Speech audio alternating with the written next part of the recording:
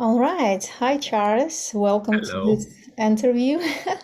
And I'm excited to have this conversation. And I would love it just to be very enjoyable and free and just like exploration, right? Like we have great connection. We've had a journey that, I'd like to share with people.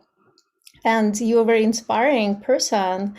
And I would like you to share your journey, your exploration, and about such an important topic as relationship, intimacy, female sexuality, human sexuality in general in our society, and also how it was designed originally in nature, in the universe, right? So we want to like really open our minds and hearts to this topic and not to be limited by how it is perceived in our society, in our culture. Right. Yeah.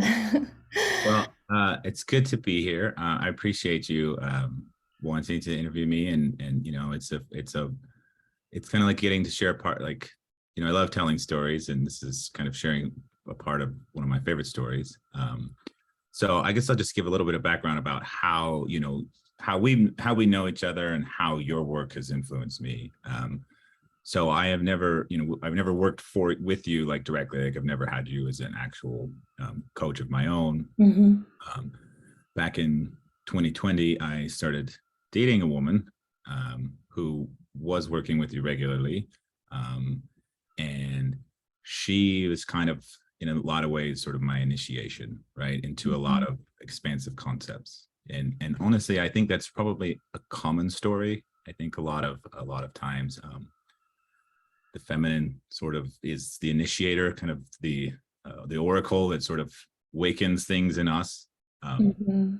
but but yeah, so the person that I was when I met her was a person that had gone through a lot of ups and downs, and had done a lot of work about healing, a lot of different healing work.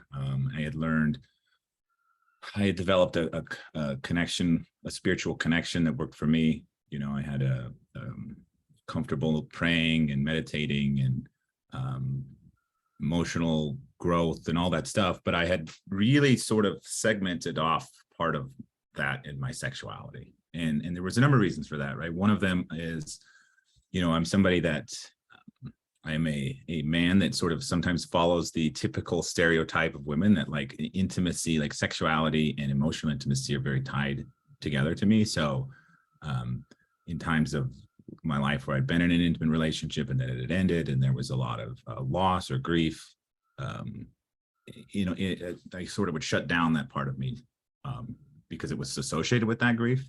Hmm. And then also, I am somebody who like I had come in with this really unhealthy relationship with my own masculinity.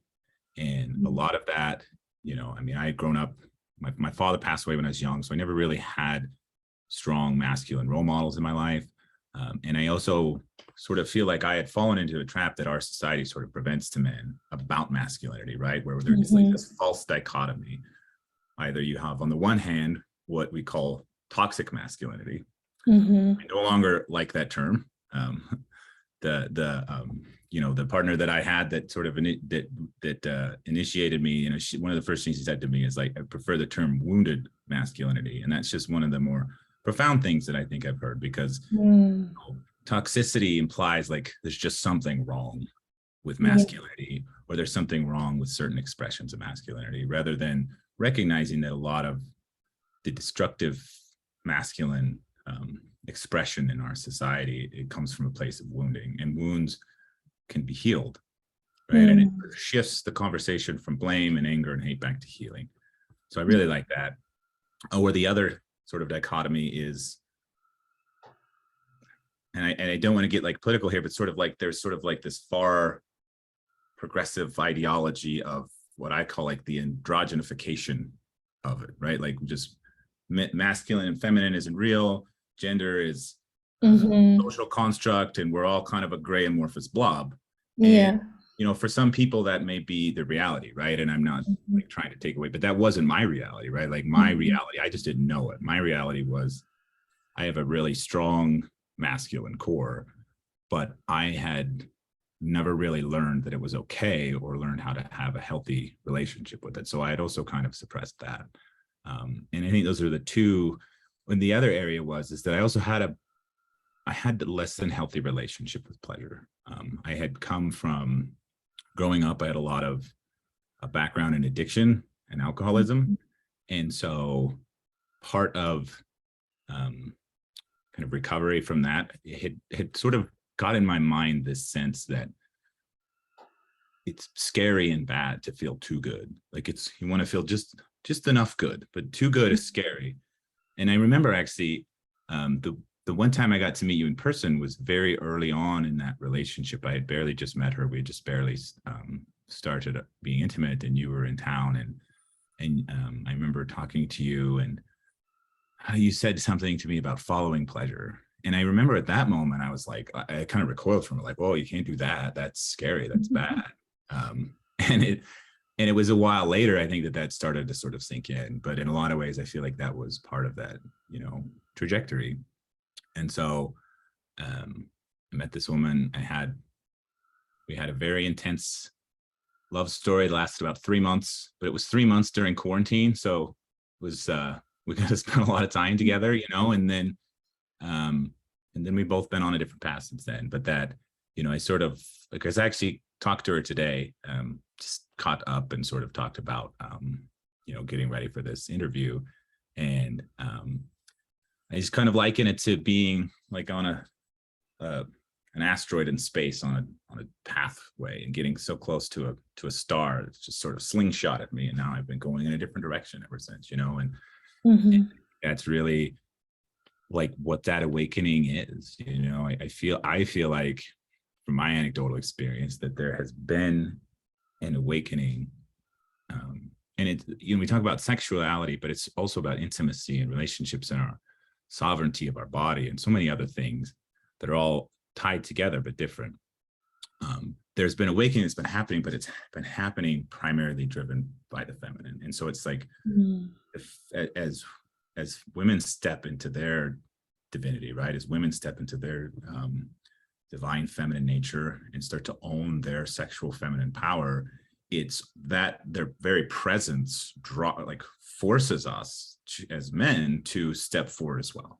And that was basically kind of what happened. I had met this woman, and her very presence drew out of me that strong masculine side that I didn't even know was there and didn't think was good.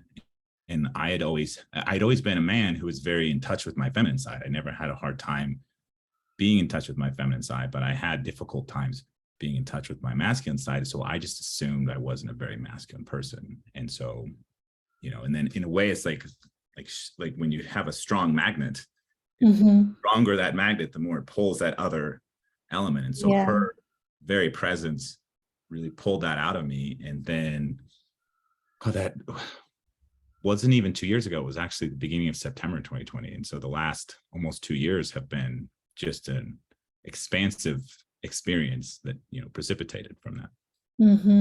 Wow. Such a rich, profound, transformational, I would say, experience just by having that muse, right? Having that activator.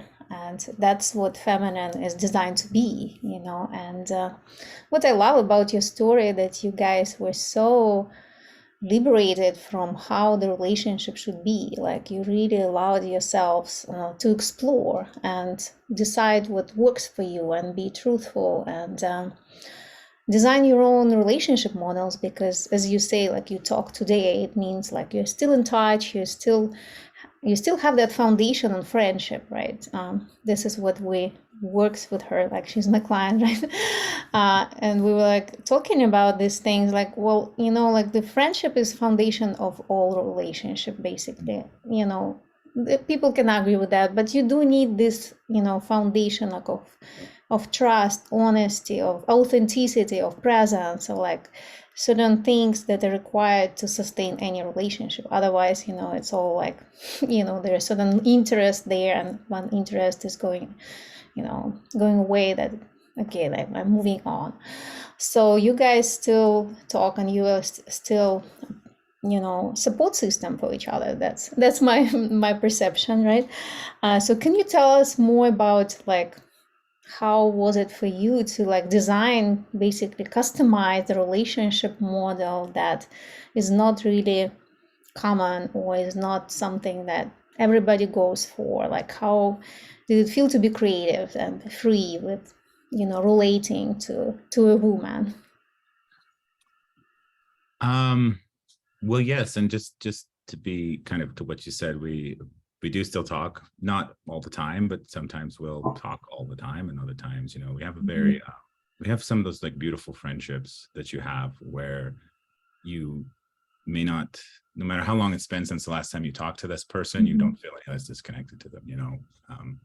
And I actually called her today because I'm sort of in this new relationship it's very much in its infancy. I don't even know if I want to call it a relationship, but I was like, I wanted to get some advice from her, and I think I had this thought afterward, like, I feel bad for people who don't maintain friendships with their ex-lovers, because there's few people that can give you helpful feedback like people that have been intimate with you. So for me, it was very challenging. Me and her, and I mean, it's funny to me how both of us have had our ideal relationship models like shift even back and forth many times since even in the last year and a half, right? Which I think is how it's supposed to be, right? Like our beliefs and our identities and our desires and ideals are never meant to be static, right? They're always supposed to be changing. But at the time, I was definitely more of somebody in it that was looking for and still desires like a long-term committed partnership model. And when I met her, first we started out, she was just like very clear. Like, even though I had met her on like a dating app, she's like, look, I just want to be friends. That's it. Something ever happens, it happens. And I was like, okay. And I remember hanging out with her, and we hung out a couple of times, and we'd have these extensive conversations about boundaries, and I love boundaries and she loved boundaries, and we just loved boundaries together. It was just we had so much fun with just that topic alone. And I remember like having to ask myself this serious question, that because I had been friends with women that I had wanted to have a romantic relationship in the past, and when I reflected back from self-honesty, like I went in with ulterior motives. And when she, after getting to know her a little bit, I really sat and reflected, like, do I want to be friends with this person if romantic relationship isn't on the table? And I honestly did. It was just so much fun to talk to. We had great sort of an intellectual connection. We could just talk forever. Never really ran out of things to say. And from that sort of point of accepting that, right when I had literally got to the point of being like, this is never going to be romantic, then it turned very romantic. So, and she said to me, like, as that started, she told me, she's like, I'm going to move away. She's like, and even if I wasn't moving away, I really don't believe in having a lifelong partner. It's like, that's just not what I'm interested in. But she's like, in the next like 3 to 4 months, I'll be selling my house and I'll be moving out of the country. And so she told me that before we were even intimate. So I had gone into that relationship knowing that there wasn't this like future to sort of strive for, which I had never really experienced before, right? Not with anybody that I really liked. Like, I've had casual sexual relationships. I think we all have had relationships with people where we like them, but we don't feel those intense feelings. But I never had anybody that I really felt such deep affection for and knew right away, like, that's not a possibility. But it created this opportunity for me to learn, I mean, honestly, how to love really for the first time. Because when, when you meet somebody and you're like, oh God, I want this person to be my life partner, you just spend it's so easy to spend our energy focusing on protecting this future and not dropping into the moment. And with her, there was no future to protect. So it's just lean all the way in, just drop all the way into the moment. And, and we had, oh man, there was just so many fun things. Like we had a lot of fun with boundary games. Like one night we said, the very first night that our relationship sort of turned romantic, she was just like, the boundary tonight is cuddling. And then we spent the rest of the night really pushing the boundaries of what you could define as cuddling, and that was a game, and it was fun, and it was so passionate and intimate and deep, and, a night without sleep that was, without sleep that was well worth it, that we hadn't even so much as kissed. And that, you know, when we like really fell in love, started to say, you know, I love you, like that changed that meaning of that word to me, because that word had always meant like, I love you. You don't say I love you to somebody unless you mean I want to spend the rest of my life with you. Mm-hmm. Right? At least not in an intimate partnership, right? Yeah. Like I've been comfortable telling like my family, my Yeah. child, even my male friends, you know, I love you. But like Mm-hmm. somebody that you're dating, like you don't say that until you really mean that all this loaded energy is with that, right? Mm-hmm. And That so is very trying to interesting, by the way. really learn to lean into being in love and it not Mm-hmm. having to mean anything beyond that moment. Mm-hmm. And yeah, I don't even really know where to begin on some of the stories. You know, I could also would say that like some of the a couple times, because she was working with you then, I'm assuming she's still working with you now, and Mm-hmm. she'd have like biweekly calls, and a couple times we would be in the middle of something, like a fight usually, when one of those calls would happen, and she would invite me in, and it was just so delightful. Like I don't think that's necessarily what you want to do with your career, but you would make, if you had wanted to, you'd be a great relationship counselor, because it was just always so healing, speaking with you, getting to hear, you know, your insight, you know, reframing everything back to, you know, getting us out of the story that we were in and back into the energy of what's real in the moment. I really enjoyed that. So when you asked me to this interview, I thought I was really excited, just because every time I've ever talked to you has been very delightful. Um, Mm, so, and thank you. then when, you know, the relationship ended, um, and I mean, I think this is a really important thing, right? A lot of people, I believe, are trying to find, especially being like a man in my 30s, single, dating, meeting different people. Everybody at this point in their life seems like they're trying to find some perfect formula to love safely, right? Like Mhm. I want to fall in love, but I want to do so without risk. Yeah. So and the elaborate different ways that people will go about that. And I just chose to not do that. You know, I chose to fall in love, to let myself fall in love with this woman, knowing that there would be grief when it ended. Um, Hmm.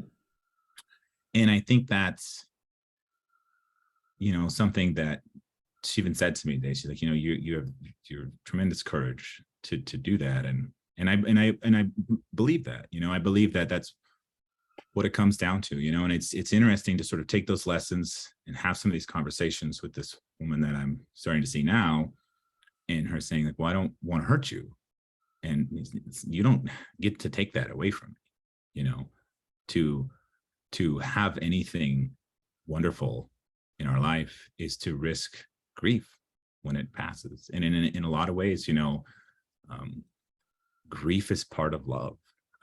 You know, I not really related, but somewhat, like we had to put my dog down last week. He was 17. He had lived a really Mm. long life, longer than any pit bull probably Oh, on the wow. planet. Yeah, it is a long life. Um, and it hurt, you know, it was painful. I mean, but that final act of like having, you know, like helping him on he's on his journey, and me and my son and my mom and my son's mom just bawling our eyes out.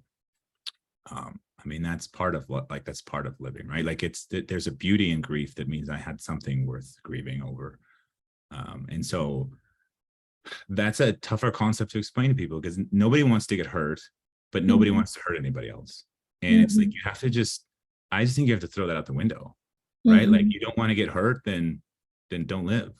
If you Good want to point. live and you want to love and you want to open your heart up to people, like, embrace that there's possibility and maybe even a probability that there will be pain, you know. And Hmm. after our relationship ended, and everybody has different levels of grief, you know. I think it's women tend to move on quicker. You think so? Well, that's, I do, that's been my experience, at least the women that I've dated. But you know, we went through a period of time, honestly, like there was just a lot of lessons too from our relationship, after our relationship, right? Like, basically, for me, I think a lot of people, they struggle to maintain friendships with ex-partners or ex-lovers because they just try to go right from one to the other, right? Like, today, you know, we're boyfriend, girlfriend, tomorrow we're just buddies. And it just doesn't Mm-hmm. work for me. And I don't Mm-hmm. think it works for a lot of people that I would. Mm-hmm. So what I like to do is take a period of time, put some space together, and allow me to sort of grieve and process and the end of one relationship. And then after, probably it was like 3 or 4 months, and then Mm-hmm. reconnected and Mm-hmm. slowly started to build a new friendship, right? And the foundations of the old friendship was there, but here we were recreating a new. Mm-hmm. And it's a very beautiful friendship. You know, I am really blessed to have somebody like her to be able to talk to and process through things, you know, and we share stories about our current dating adventures. Yeah, And yeah. it's beautiful, you know. It's and I don't think every ex that you have you should be friends with. I don't think there's any should to it. Mm-hmm. But I honestly sometimes just feel kind of sad for people who have fundamental beliefs that like I cannot be friends with anybody that I was once a partner to, you know. And then um you see this in a lot of like divorces where there's children involved, and they don't know how to develop like it's very functional, it's very structured, there's a lot of bitterness, you know. And Yeah. I'm also grateful to have an amazing ex-wife. Like my son's mom is one of the sweetest people, and we have a beautiful friendship too. And it's just a strange thing, but I'm really blessed with some of the exes that I have in my life. Yeah, So that's amazing. So you definitely mastered that transition and you know what works for you. And it's like, okay, this is the end of a romantic relationship. And like taking your time to transition, that's what I actually want to kind of focus, not focus, but acknowledge that that is important. And you know that you know yourself enough to say, well, that's, I can't just switch and I need time to kind of like process and reintegrate this relationship on a different level and transform in something different. So that's very beautiful and that's very important.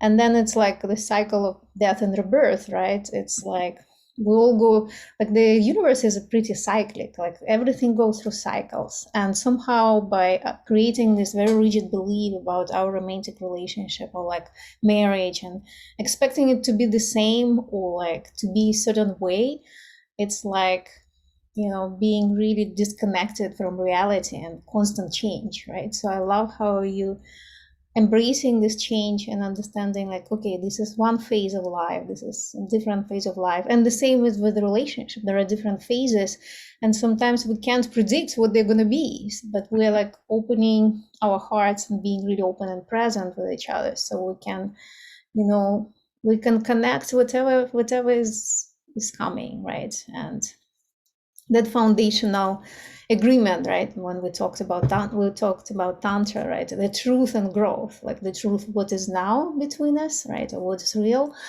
and the growth, what's the direction we want to move. Are we willing to move the same direction or maybe a different direction? So it's like allowing these, you know, possibilities to unfold in alignment with our truth in the moment. So at the same time, so this is the what I'd like to maybe talk a little bit more, how it's like it's a paradox, right? It's kind of counterintuitive because we think when we plan and we have intention, then things work in a certain way and it strengthens our relationship. But what you shared is actually quite the opposite. Like when you agreed to be friends and suddenly the possibility for romance showed up. When you thought, you know, okay, I need to take time and like not seeing things right away as black and white, suddenly you saw the opportunity for beautiful friendship. And like, so that authenticity, that capacity to take something and not to make these template decisions right away, you know, to figure it out right away, and like giving yourself time to basically co-create or create something that feels completely in alignment with, you know, your own path. So maybe you can make a few comments just to kind of acknowledge this paradox, because this is where people get lost. Like when I work with people, it's like they really want to know, they want to define everything, they want to guarantees. I was like, like marriage is pretty much like a guarantee, right? And then, but how many times it was broken in the world, right? So it's like, what do you feel is a missing link there? What is your piece of wisdom here? Well, there's a lot of things that you just said, so I'm gonna try to remember all the things that popped up when you were talking. But yeah, I think one of the big challenges, right, is like you said, like we're always growing, always, right? Two people that stay in relationship either grow together or they go apart.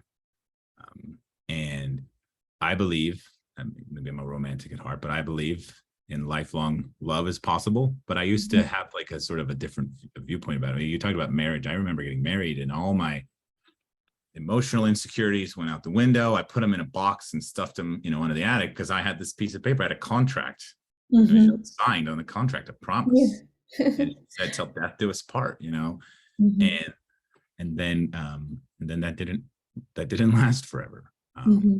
And I think that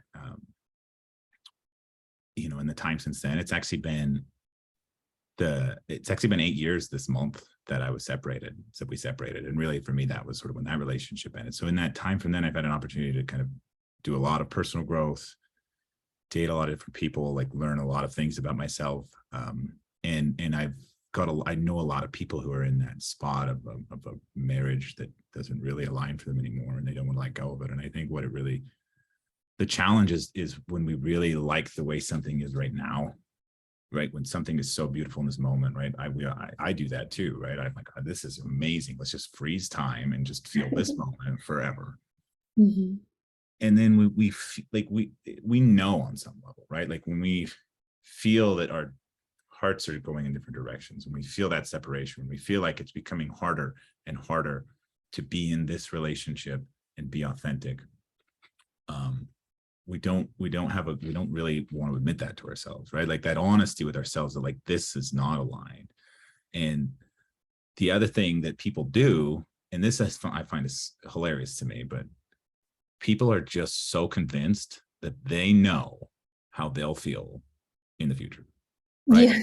Like we're just like, I know the contents of my heart 5 years from now, and I have given up on that idea. Like I Mm-hmm. have no idea who I'll be a year from now, let alone 5 or 10. Mm-hmm. And I Yeah. um, would love to, again, I really still have like a desire to like meet one person, build a relationship with them, and have that last for the course of our lives. But I now have kind of learned um, how much like that only way that I ever want that to happen is authentically, right? Mm-hmm. Moment to moment to moment, choosing it to this Mm-hmm. to this Yeah. relationship, because I've been in a relationship. I was married to a woman that Mm-hmm. our relationship ended because she came out and said, what, I'm actually a lesbian. And I think Mm-hmm. that's it's and not an uncommon thing actually that happens in our society, Mm-hmm. right? I hope future generations will have less of that. I think that's one beautiful thing about today is that people are able to get in touch with their sexuality more when they're younger, so they don't end up having to learn that when they've been married for 5 years and have children together. But Mm-hmm. um, that meant that there was, by the time she told me that, she had emotionally left that relationship a while ago, right? Yeah. And I realized, like, through that and through another series of events, and then meeting her, the woman that we know each other through, um, what it was like to be with somebody who was so authentic, that could say how, like, we could be in an intimate moment, and she could, like, there was a couple times, it sounds weird, but there was a couple times that we would be in the middle of lovemaking, and for some reason there was a misalignment. Maybe there was just Mm-hmm. something happening in her, maybe there was some unspoken stuff that we needed to say to bring ourselves back into a safety, and she would be like, stop, we got to stop, I'm not feeling like something is right here. Mm-hmm. And those moments create trust in the other moments. They create this sense of like, when she was in the moment, when she was in love, when she was there and wanted to be in that moment with me and nowhere else, I had no doubt about that. I could trust that fully. And Yeah. in that moment, in through the relationship with her, Mm-hmm. I realized that had never been the case. That every time I'd ever been intimate with a partner, in a relationship, in love, having sex, any of it, there was always a doubt, right? Like, does this person really want to be there? And that's why, like, our ability to grow the people, and it's like not something that anybody I've ever met was sort of prepared for when they were little, right? Like, we're kind of raised in the society to be people pleasers, right? And a lot Yeah. of people spend their life recovering from that. But our ability to hold our own boundaries, to honor our own authentic desires, and be true to our own heart, it's like it's a gift to the people that we're with, you know. Mm-hmm. And there Yeah. was always such authentic truth to it that was healing. And it was like, Mm-hmm. it was hard to explain how a relationship that was predicated on not having a future, what I always wanted, could be so healing. But there is that it was, because it was just like she, as you know her, she's a very powerful woman. Mm-hmm. She she doesn't want to be in a moment, she'll tell you. Yeah. And and so I think that was, like, I realized I never wanted to have any other kind of love. I never wanted to have any other kind of relationship. I really, like, and it's challenging in some ways, right? Like, I can't hold the bar of her ability to hold her boundaries so perfectly and seemingly effortlessly. People, the woman I'm seeing now, like, she's not had as much practice at that. Still very new to her to Mm-hmm. just say what she wants, and if that what she wants in that moment might disappoint or hurt her lover. And I've had to, and there's been some stumbles in that where I've kind of unknowingly um, done. I've knowingly put her in a position where she didn't necessarily want to be in there, but she wasn't able to express that, right? And so Mm-hmm.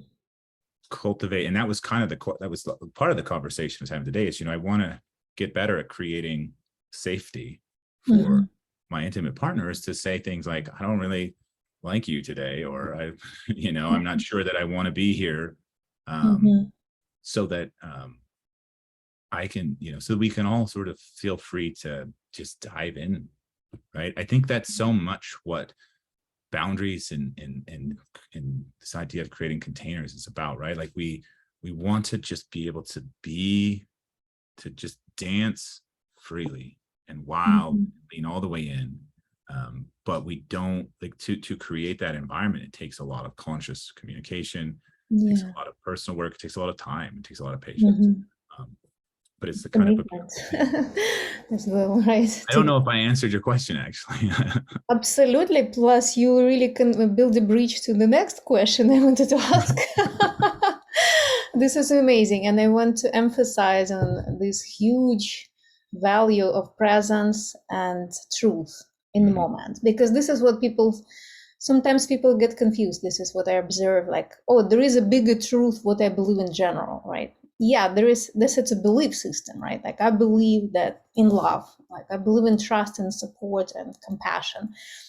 Of course, many people believe, but then how do we actually apply that, and how we also being honest with ourselves in each moment, like in each moment, especially when we're intimate with each other.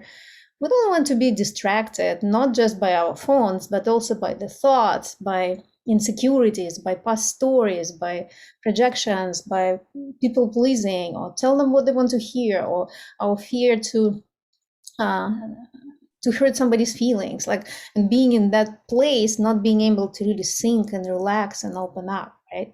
So that's what is it about, right? To be able to, like, okay, in the middle of love making, it's okay to say, wait, I need to pause, I need to stop here.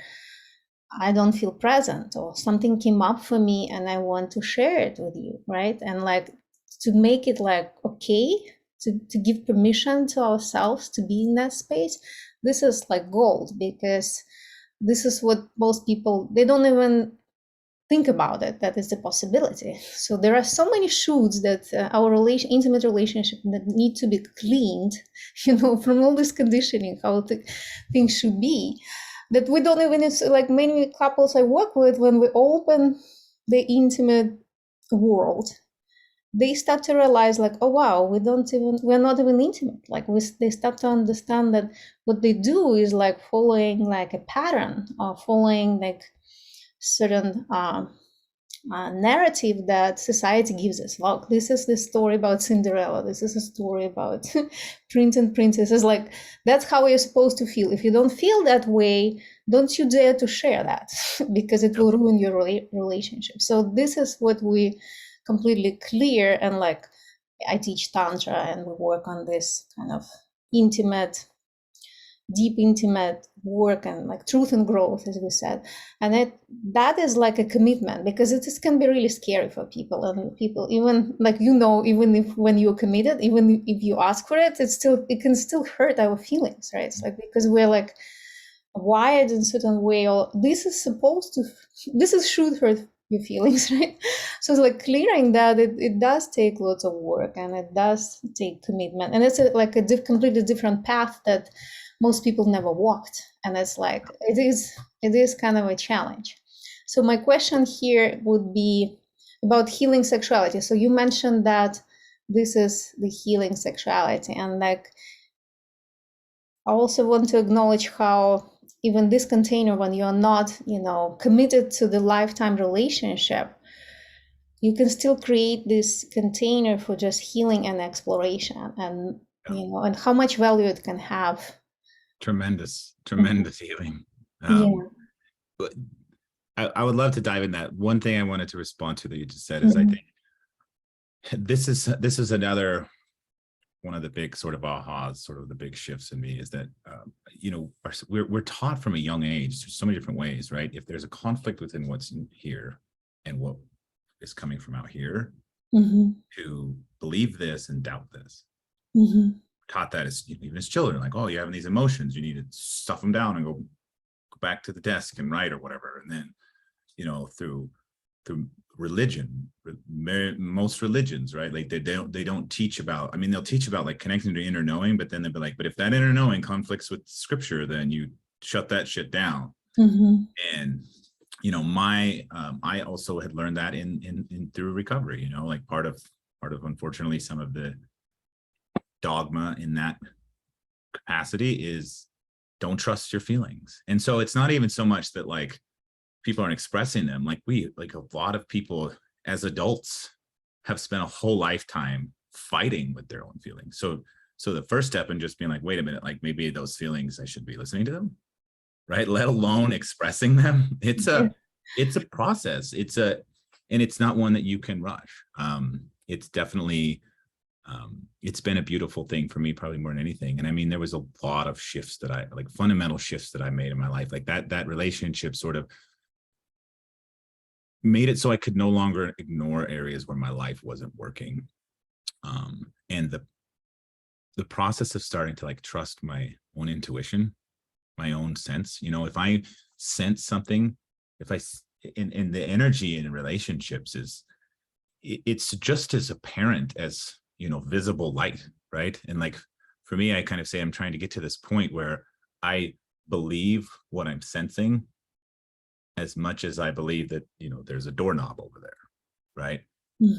Because I've spent so much of my life in these relationships. We do this thing where we unconsciously or unconsciously gaslight each other, right? You say, I sense something's off, like what's wrong? And the other person goes, no, you're all making that up in your head.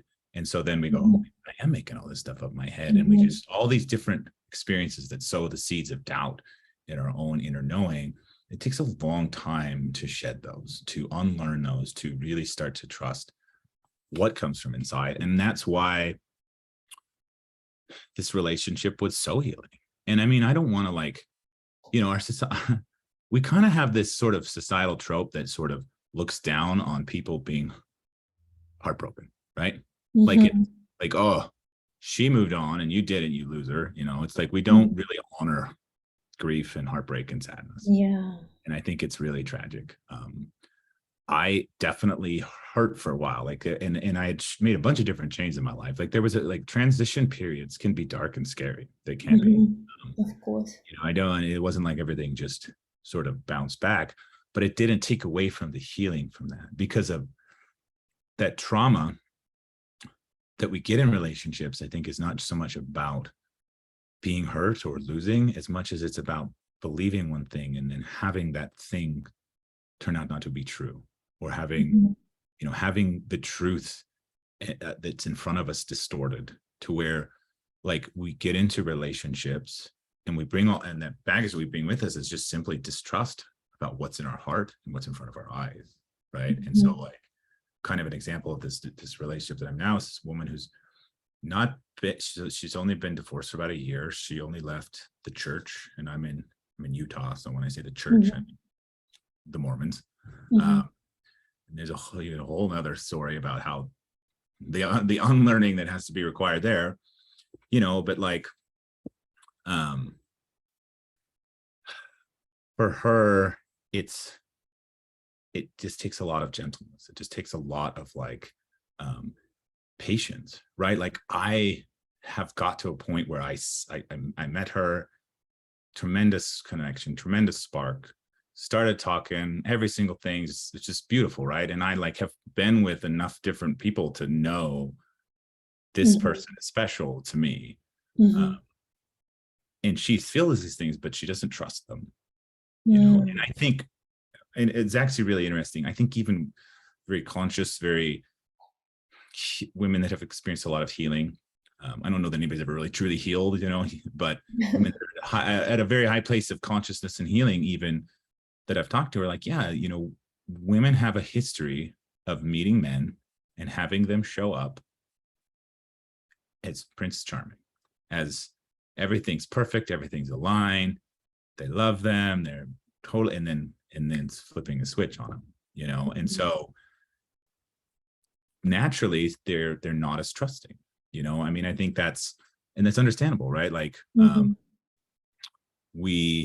so when you have a relationship where yes it ends, yes it hurt, yes there was many times that I wanted her to say something, I wanted her to want something different, I didn't want her to want to leave, I didn't want her to move away or in that relationship,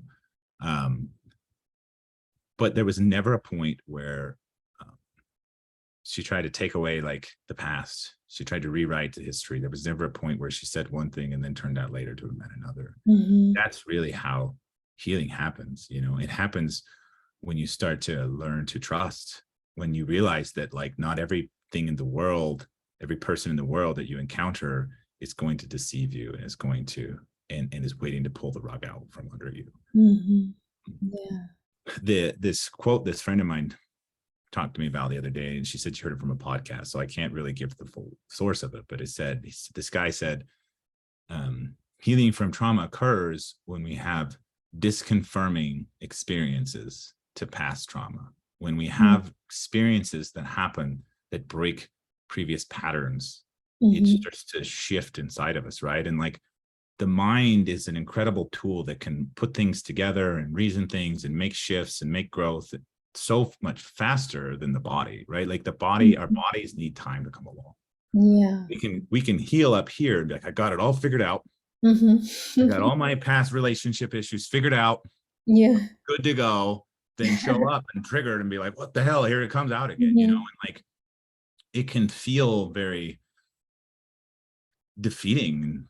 There can be a lot of despair there. Like, oh my God, I thought I was over this, and here it still is. Maybe I'll never be over this, but it's not true. I've experienced real fundamental healing. And again, there's plenty of work to do, but like to where you start to no longer have that trauma come up, where you start to internalize and believe and trust and experience those things in here through safe relationships, through relationships that create safety. And what creates safety? Well, I'll tell you what doesn't create safety is a promise to love you forever, because that is not a promise any person is capable of keeping, right?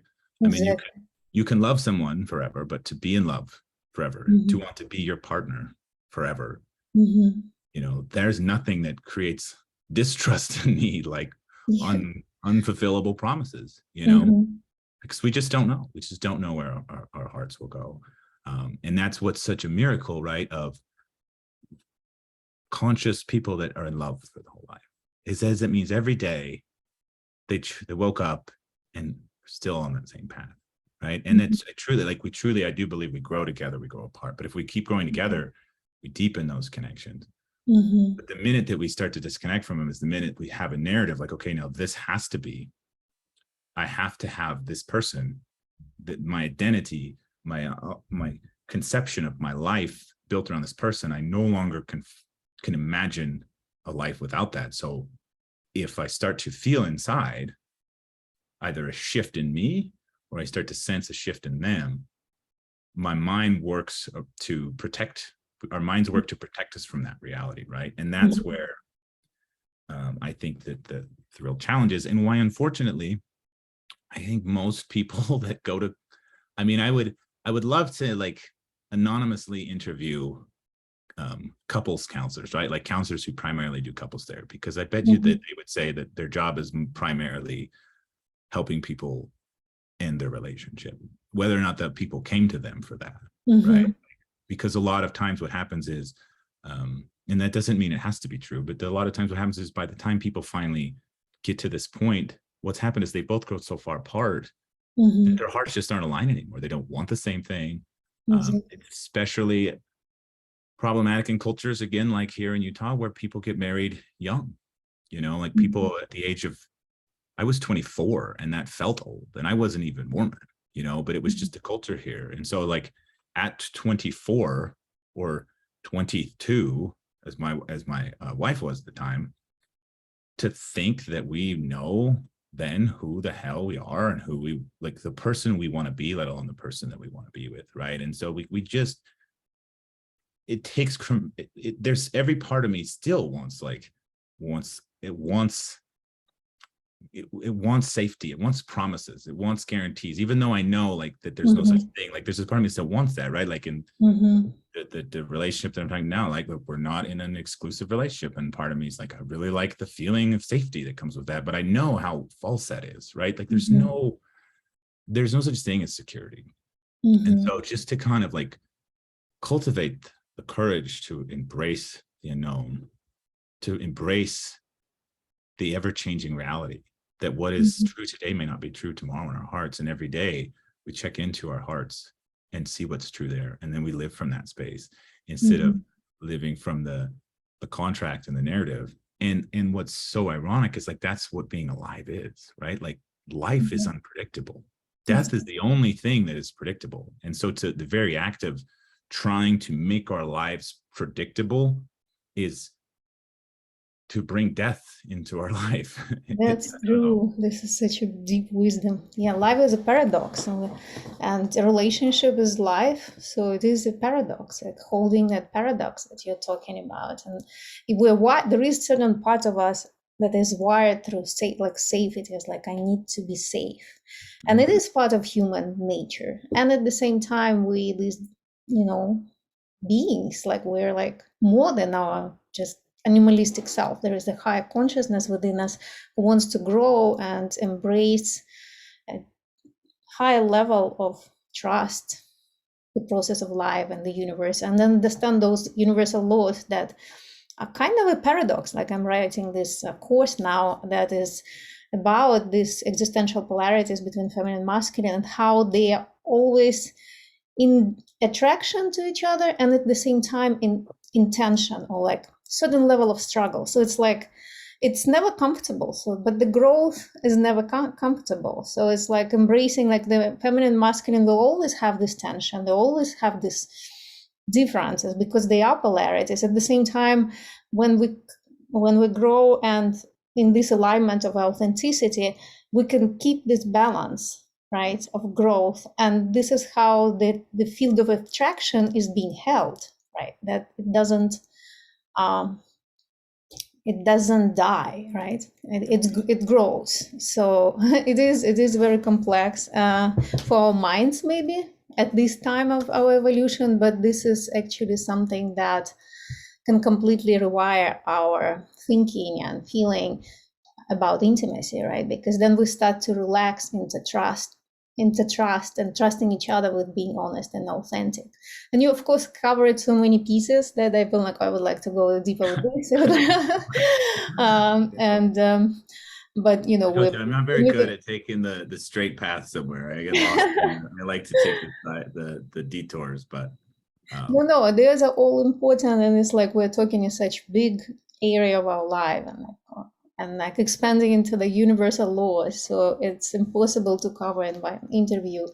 But I do appreciate all of this also sharing about the healing part, right? And how we need to be in a relationship to go to a deeper level of healing. Because like we can heal on our own and like do meditations and like, but when this is when we go and show up in our relationship authentically, this is another level of healing. And there is a role of feminine, a role of masculine there. And of course, we both have feminine, masculine within us. So it's like a beautiful dance where we open our heart, we open our bodies. I like to say the feminine opens the heart of the masculine, and the masculine helps her to open her body. Because, you know, for sexuality, many times women, because they don't trust like in their body due to conditioning and the past ancestral trauma and all this, they also don't open their body, so they don't receive pleasure as much as they could, you know, during sexual intimacy as well. So I like that you mentioned that. This is fundamental. What I wanted, the last question I wanted to ask you is about your coaching training, you know, sex coaching training, and what inspired you to, you know, to take this path, and what do you envision for yourself, how you want to help others maybe in the future? So the answer to that is it's very deep. I'll try to do it in the time we have left. But you know, I think like a lot of people, right? I went through my own healing journey and then was like, oh man, I want to share this with others. Mm-hmm. I want to give. One of my favorite phrases, right, is like hurt people, but healed people heal people, right? And like our own journeys make us uniquely qualified to help other people in their healing. And I also I feel very comfortable talking about sex. Like I think sex and spirituality are not separate, right? Like there's so much of our healing, our emotional healing, that is tied in with our sexual healing. And so like truly to heal fully as human beings, we have to also take that healing into that sexual realm. And I feel really comfortable about that. And I feel like I have unique gifts of empathy. I mean, you know, I just inherently have a sense of people. I can see into people really well, and I can put myself in other shoes and I can feel them. Like, and I have a natural vulnerability that permissions other people to be vulnerable. Like my whole life, people have been like, man, when you talk, I suddenly find myself saying things that I normally don't say to people, right? Or and so I wanted to do that. My day job right now is like mechanical engineering in the medical device field, which is, I'm grateful for that career, but it does not feel like a purpose, nor does it get me out of bed. Like I'm currently on like a week off of my corporate day job, and every time I'm like, God, I cannot believe I have to go back to that. So there's a big drive to change what I do with myself. But I also look around at a lot of the problems that we have today in a society, and I see those problems as being a lot of symptoms of wounded masculinity. And unfortunately, you know, a lot of what we see, certain topics right now, you know, about like the recent ending of Roe v. Wade, and the sort of conversations that are happening in the lexicon are about like how women are being hurt by these things, and they are, right? Like the feminines, the dynamic of the masculine and feminine is that a wounded masculine can create deep wounds in the feminine, more so maybe than in the other direction. But when it's men hurting women, when it's men committing violence, when it's all these things, people don't really want to talk about healing men.